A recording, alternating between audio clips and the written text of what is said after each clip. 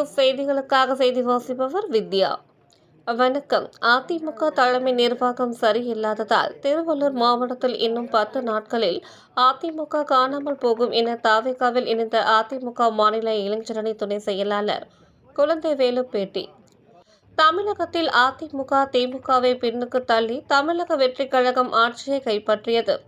Joseph Vijay முதல்வரானதை அடுத்து பல்வேறு மாற்றுக் கட்சியிலிருந்து விலகி தமிழக வெற்றிக் கழகத்தில் பலர் தற்போது இணைந்து வருகின்றனர்.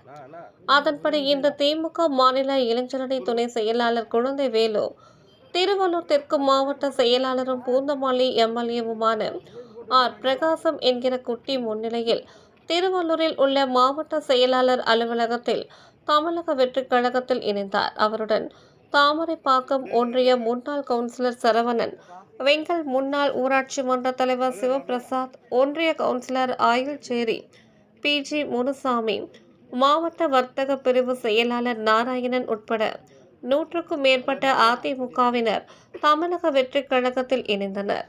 அதிமுகவின் தலைமை நிர்வாகம் சரியில்லை என்றும் அதிமுகவில் இருந்து எல்லோரையும் நீக்கிக் கொண்டே செல்லும் நிலைமை நீடிப்பதால் அதிலிருந்து விலகி உள்ளதாகவும், திருவள்ளூர் மாவட்டத்தில் இன்னும் 10 நாட்களில் அதிமுக காணாமல் போகும் என்றும் தவிகவில் இணைந்த குழந்தைவேலு செய்தியாளர்களிடம் தெரிவித்தார்.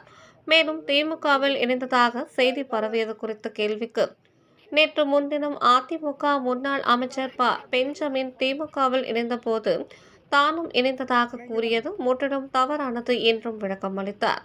திருவள்ளூர் மாவட்ட செய்திகளை தெரிந்து கொள்ள கருணாநிதி நியூஸ் சேனலை லைக் பண்ணுங்க, ஷேர் பண்ணுங்க, மறக்காம சப்ஸ்கிரைப் பண்ணுங்க. நன்றி, வணக்கம்.